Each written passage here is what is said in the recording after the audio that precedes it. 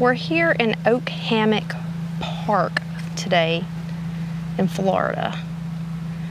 Now, this park wasn't always here, and there's a tree on one of the trails that we came here specifically to see. Now, this tree is known as the Devil's Tree.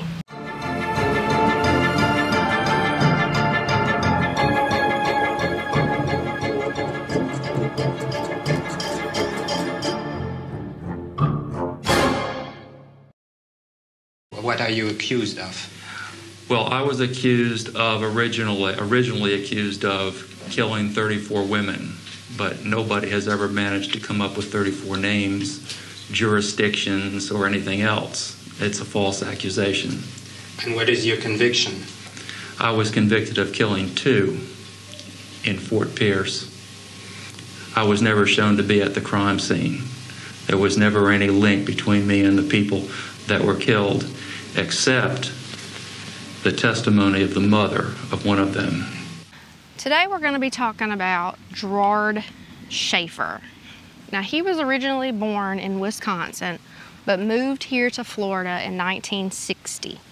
Now, he went to high school here, he graduated, but let me give you a little bit of back history on his childhood. So, it was stated that his dad wasn't around a lot. Like, he was kind of cheating on mom and he would disappear for days. It was also stated that Gerard just didn't really feel loved by the dad. So this kind of played a toll on him. He would often play like he was being killed. He said he wanted to be killed because nobody loved him, so he might as well be killed. And at 12 years old, he actually started tying himself to trees while pleasuring himself and causing pain to himself. It was those acts that would kind of come into play later on in his life. Now, let's fast forward back to he's graduated high school. He's got to start looking for a job, right? At first, he's like, I'm going to become a priest. But then the church was actually like, you're not holy enough to become a priest. So then he goes to option 2. I'm going to become a teacher because I want to be able to teach people like my beliefs and all this. They basically was like, no, you ain't teaching nobody your beliefs. You're fired. So then he goes to a sheriff's office and he actually fails I think it's called the psychology test they make them take. So he didn't get a job there, so he bounces to the next police station and they give him a job. He gets some credit for being a part of a drug bust, but then the very next month he gets fired because they said he was going into some female files and he was taking their information and calling them up and trying to ask them out on dates. Then he therefore bounces to another police station. They actually give him a job, and thus is where kind of our more graphic part of the story starts. Now, he's a man in uniform, so you would, most people think by morals you should trust a police officer. So what his ammo was, he would find these girls or women hitchhiking, and he would pick them up by saying it was illegal to hitchhike, which it was not. So he picked these 2 girls up by the name of Pamela Wells and Nancy Trotter in July of '72. He takes them home. He tells them, hey, it's illegal, to do the hitchhiking thing. And he was like, so if you got to go somewhere tomorrow, I'll come back and I'll pick you up and take you. And of course, they agree because, it's a police officer. They're trusting him. Well, the next day when he shows up, he's in his regular car, in his regular clothes. So he does not take them to the location they want to go to.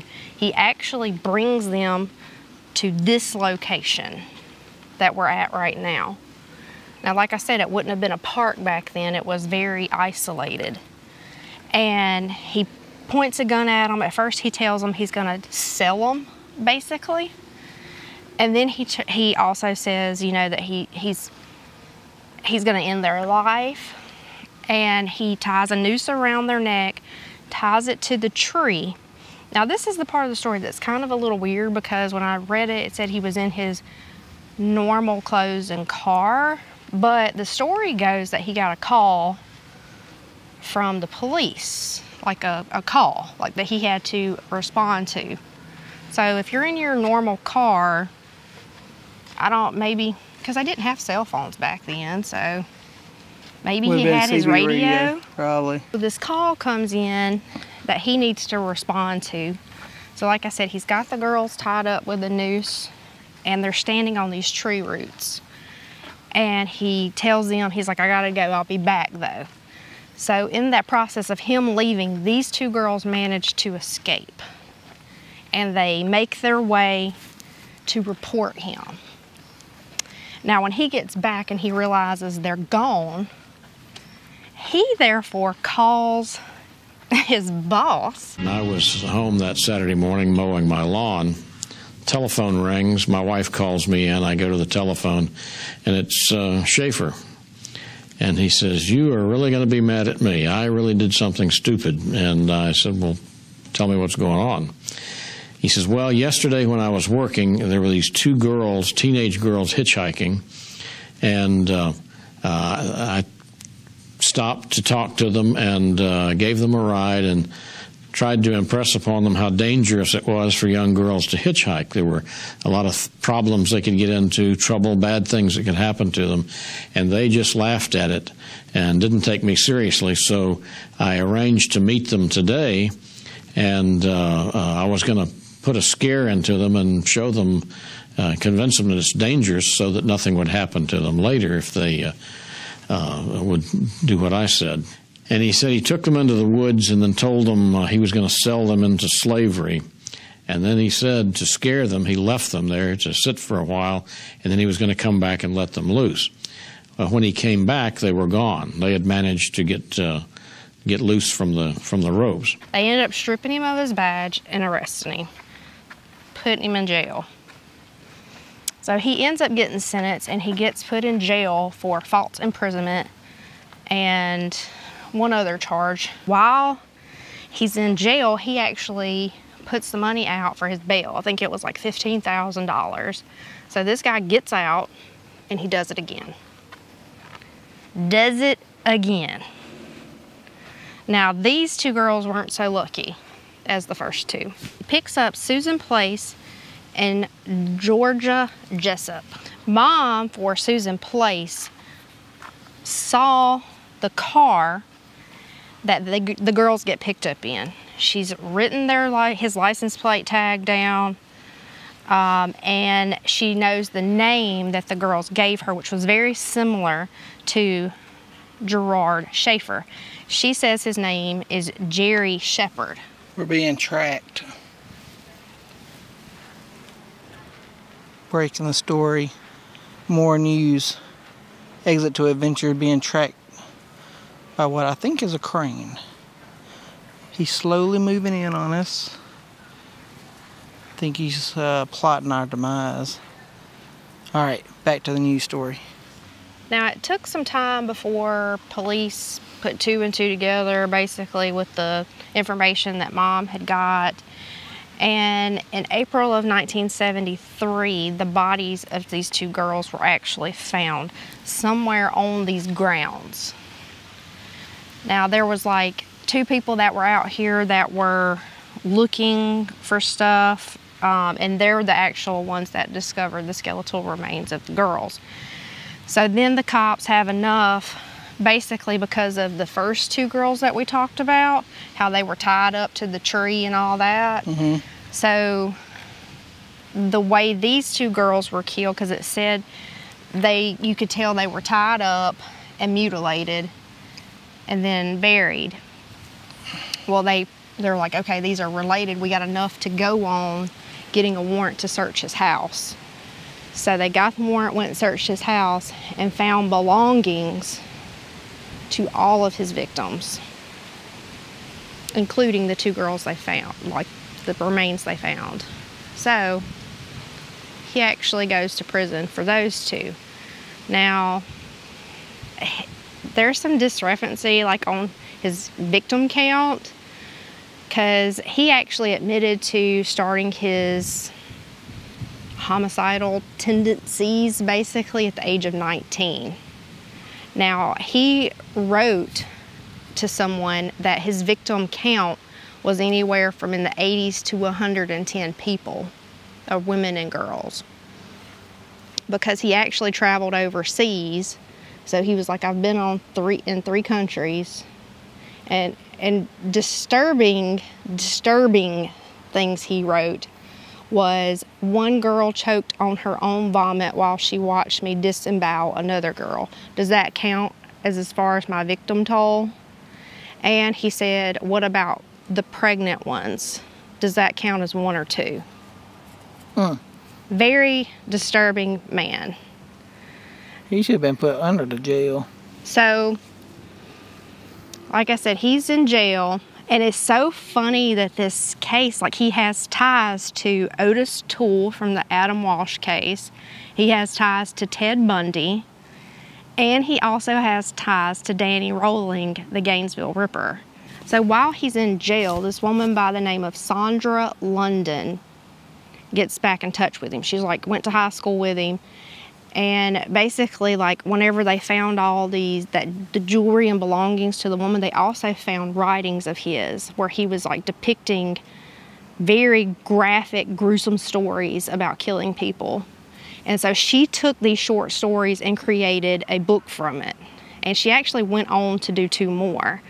Well, in like 91, I think, she became engaged to Gerard Schaefer shortly, and then broke up with him and got with Danny Rolling. Now, the Gainesville Ripper. If you remember in the Danny Rolling video, I said that he got up and sang to his girlfriend in court. That's our girl. That's our girl. I recall the day I first saw you. I reached out to say I love you, but it was hard to say. I couldn't touch you. Well, she really got around them. She's making it around. So, now he received 2 life sentences for these girls' deaths, but he didn't carry out his life sentence. His life sentence got cut short because another prisoner actually busted in on him, slit his throat, stabbed him in each of his eyes. Now, there's some like debate on why he actually got taken out in prison. Some people say it was because he was a rat and he was an informant. He was very disliked in the prison. Others say that it had something to do with him confirming a confession from Otis Toole for the Adam Walsh murder. Now, his link to Ted Bundy was in one of the things he had written. He said that Ted Bundy envied him because, you know, Ted Bundy had the same type of victims. He told me that he had followed my case in the detective magazines and that he had killed 2 girls in Washington as a copycat crime, so to speak. And he would tell me that he took them up on the logging road and strangled them and had sex with their corpses and went back and had sex with their corpses and cut off their heads. Like, it's a tribute. And I'm thinking, you motherfuckers that wrote that. I said, here's the guy who read it, believed your bullshit, and went out and did something like this. And now, he's like bragging to me. It wasn't exactly a brag, it was like a tribute. How many did you get, really, Jerry? They said 34. Did they get all of them? Or did you have private graveyards? I said, Dad, I'm the best. What can I say to somebody like that, right? What can you say?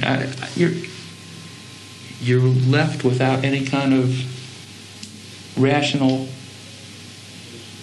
response, because if you say, Ted, it's all bullshit, he's going to say, no, it's not. I know. And he knew, see, because he had lived it. And I hadn't lived it, except through what was written about me. And he was doing it based on what he had read. So he had 36. He wanted to be the best. And he was obsessed because they said I had 34. And he was afraid that I had ones that he didn't know about. See? And he was always trying to get me to say, no, that's all I got, 34, you know. But I never would say that. I discerned that he was concerned about the number. And it was my own way of needling him back by saying, I'm the best, Ted. You're going to fry, and I'm going to be here. And I'll be the best, just like they said. The number one. Mr. Stone had it all right. The best there ever was. And you're nothing. Also, this guy was pretty petty. Like, he was like trying to sue people left and right. Like, if people wrote like a book on him and put the word serial killer in it, he would try to sue them. He also tried to sue somebody for writing a description of him as being overweight. You're a fat serial killer. Oh, you getting sued now, yes. So to me, it was just crazy, all the links to these different well-known serial killers. But once he was taken out in prison, this one FBI agent came forward and he said that if he were to rank all the serial killers that he'd ever had anything to do with, Gerard Schaefer would definitely be top 5. So what you're looking at in front of you, just a short ways down this trail, this is the Devil's Tree. So this is where he supposedly took those 2 victims that they found the remains for on these grounds. Now, I would just like to apologize ahead of time if the camera gets a little shaky, because there's like swarms of mosquitoes down here. Now, it's been reported this tree is haunted. It said that originally they tried to cut it down, that every time they would get close to it, the chainsaws wouldn't work. They said they tried to do it manually, something happened there. They said people have tried to burn it down, doesn't happen. And there were also rumors that like Satanist people were coming out here and doing like sketchy things around the tree. Now, if you come close to the tree, like you can actually see like markings. Somebody's cut right here.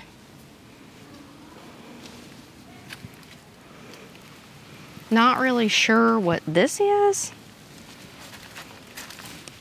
That's concrete. So, well, somebody got something concrete up in there. I just got dripped on. But there's something written there. Can you tell what it is?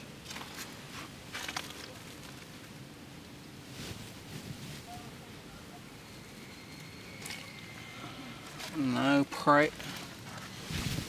Oh. I can't tell. Something here, here, and here. Mainly here and here. I can't tell what it says. If you look at this little thing at certain angles, it looks like a little face, depending on the angle you look at it. Now, when people come here, that looks like a butthole. Straight. I mean, it's even like oozing. It does look like a butthole. It even puckers in. Now, when people come here, they do report hearing screams. And they also report that in the bathroom, oddly enough. So I wonder if that is true in the bathroom. I mean, it didn't say where they found the bodies exactly. They just said it was here. So it's a possibility the bodies were found near the bathrooms where we sit today. Could be. Could be. They also report that sometimes like cameras will malfunction near the tree. People have reported seeing orbs. People have also reported seeing hooded figures in this area around the tree, which goes back to the whole rumors of the Satanist. There's like a concrete thing with steps over there. Like it would be the foundation of like a building. Let's go check it out.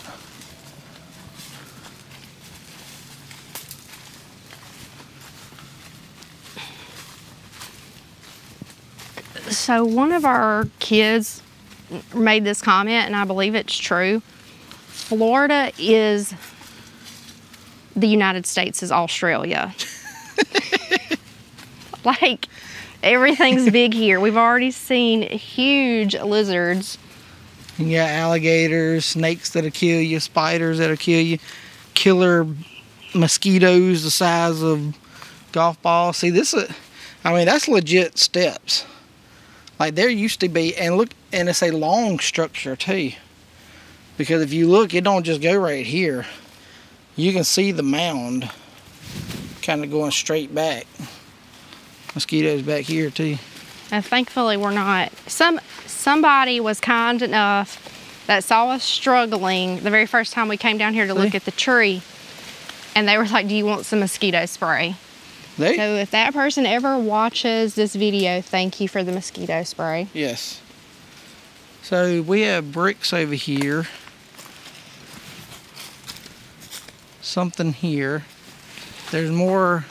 So I'm telling you, this was a structure at one time. More bricks been torn down. Something over here. And look, like this mound literally keeps going all the way back past this tree. Alright, let's not go any further. Very odd. It is, right? Because it's so narrow and long. Maybe like a Devil Tree Cathedral.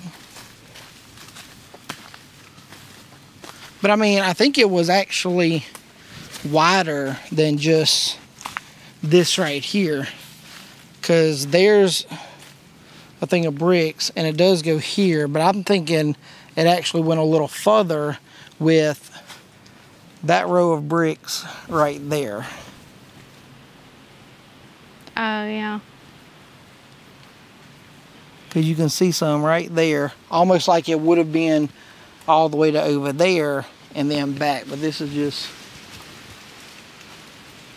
Yep, deadly spiders. He said, who you calling deadly? There's one right there too. They look like little garden spiders. But it's funny that this that structure is right across from the devil's tree. So maybe back in the day it was, maybe the rumors were true. Maybe there was some dark congregations going on out here.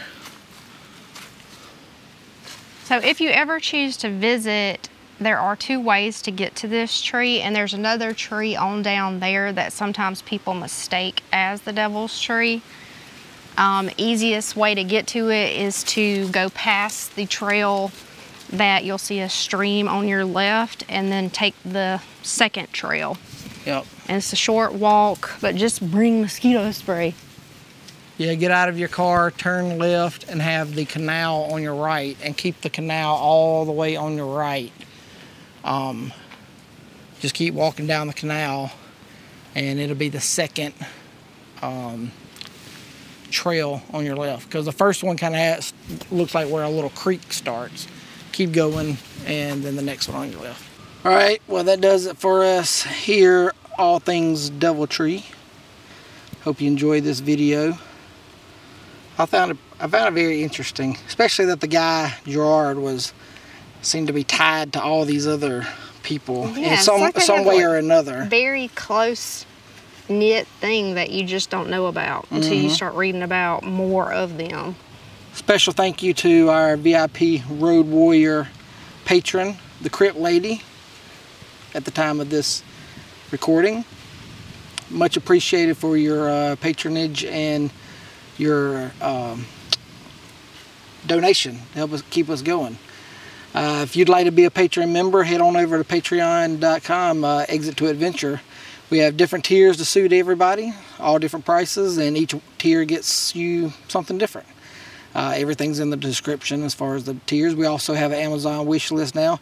And if you are not already subscribed to us on TikTok, what are you doing with your life? Come on over here, subscribe to us on TikTok. Every little bit helps keep us going out and getting these filming things for you guys. But also, when we start doing our paranormal investigations again, we will be doing a subscribers only live on TikTok. So if you'd like to come and join in with us on the ghost hunting, then go over there and subscribe. If you hadn't done, subscribe here. It doesn't cost you anything. And if you like this video, give us a thumbs up, because that helps with the algorithm, and share it and all that good stuff. And if you've already done that while watching this video, then thank you. And thank you for everybody that joins us on our lives and already subscribed to us here on Facebook. Much appreciated as always. So, with all that out of the way, it's time for us to say goodbye on this video. We'll catch you guys down the road at the next exit. Keep it spooky. Later.